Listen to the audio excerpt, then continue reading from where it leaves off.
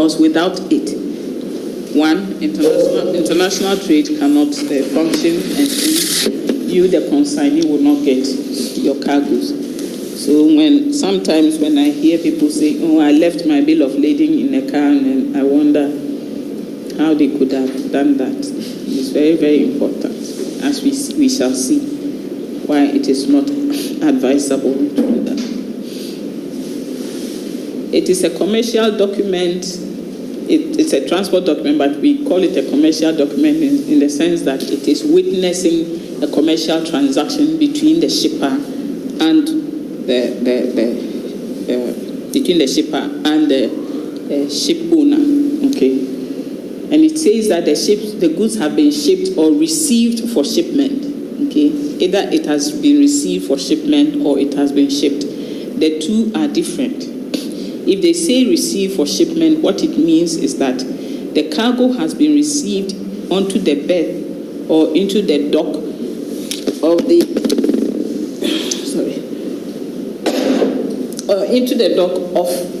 the ship owner, but it has not been loaded onto the ship. That is a receive for shipment. But the normal bill of lading should not be a receive. The master bill of lading shouldn't be a receive for shipment bill of lading.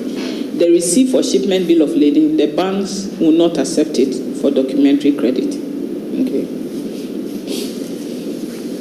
So it is a document that says that goods have been shipped or have been received for shipment, and they are signed by or on behalf of the ship owner. Usually the ship owner is somewhere, so these days it's usually the agent who signs on behalf of the ship owner. In times past, when shipping was not so brisk as it is today, it was the shipmasters that used to sign this. But now, sometimes by the time the last container or the last cargo touches the ship is leaving. And these bills of lading, they take time to produce them. So they cannot wait for the bills of lading to be produced for the masters to sign before they go.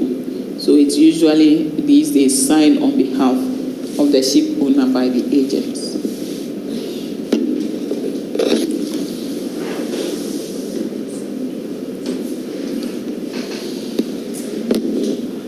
The bill of lading has three distinctive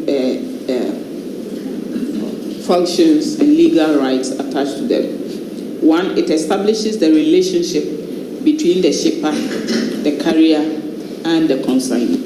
The shipper is the one who brings the goods for transportation across the seas. The carrier is the one who accepts it in his vehicle to transport it. And the consignee is the one who owns the cargo and therefore will come for it at the arrival end. It is filled by the shipper or by a forwarding agent, by signed by the representative of the carrier. There are three original copies. One is retained by the carrier, one by the shipper, one by the consignee. So you have three originals. Okay. The three functions of the bill of lading, that is the purpose. The first one is as a receipt.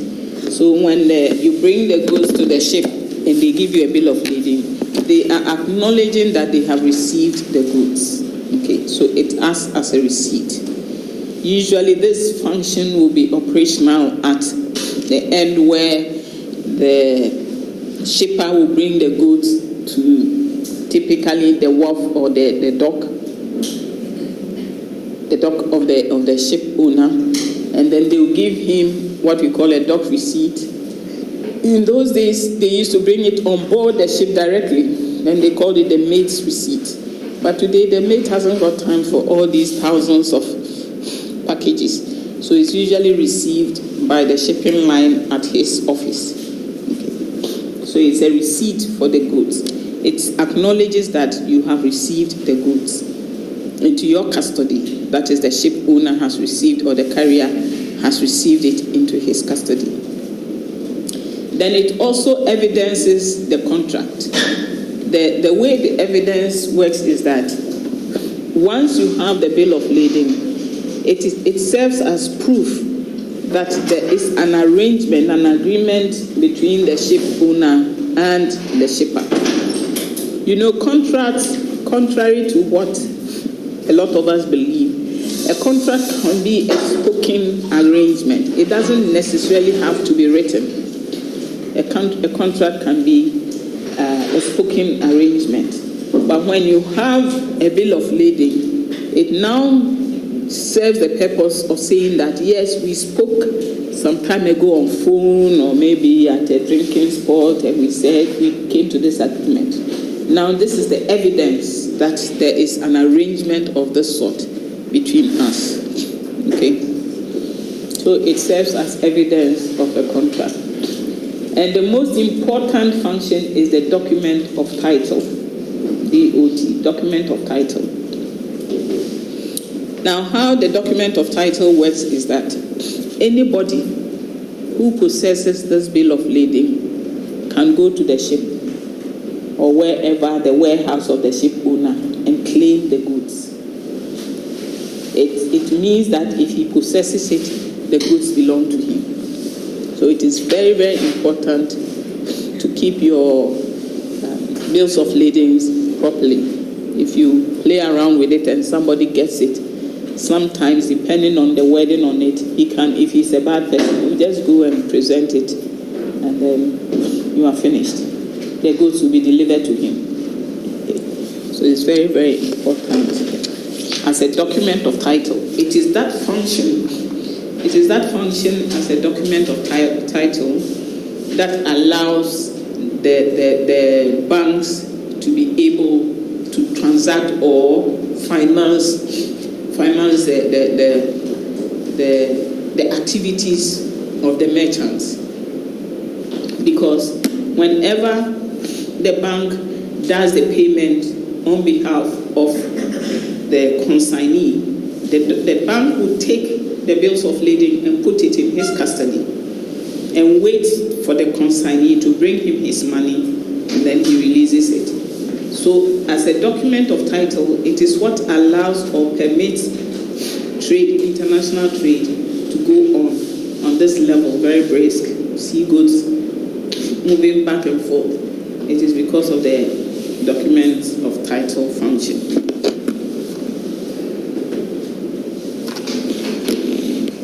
So as a receipt, the carrier acknowledges that he has received the goods. As a receipt, he should clause or he should put sentences on the bill of lading to show something like the apparent condition, the type, the quality, and the quantity of the goods. Because if the person is going to come back using the bill of lading and say that I gave you this description of cargo and therefore I expect to receive the same description, what would you use as proof that what he is demanding from you was not exactly what you received? It is the bill of lading that would give that backing to you for you to be able to defend yourself, okay, as to the condition. So normally what you do is when you get, you are writing the bill of lading, words of sentences or words like apparent good condition, the type, quality, and quantity unknown or something. You have to put in a clause that will ensure that the consignee cannot come back to you and demand what the shipper did not give you. It happens a lot. Sometimes the shipper might bring damaged cargo and then he expects the ship to give sound cargo to the consignee.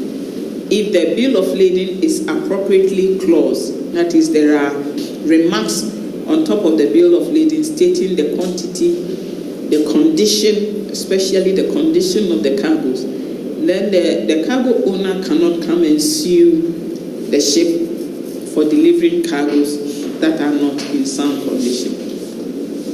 But the problem is that when you put those clauses, we call them clauses, those words or sentences on the bill of lading, the shippers do not like it, because when it contains a clause, the banks will not accept it.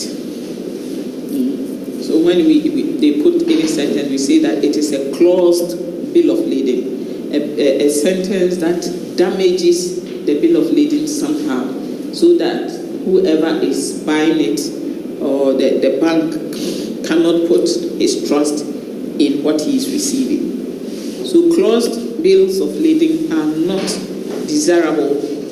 The ship owners, the shippers do not like it. When they bring the cargo, even when the cargo is damaged, they still want you to give them a clean bill of lading. A bill of lading that has no superimposed clauses on it, so that they can send it to the bank for documentary credit. Okay. So a clean bill of lading is one that does not contain superimposed clauses or notation, and a closed bill of lading contains clauses that indicate that the cargo is not in apparent good condition and order. You just have to write that and know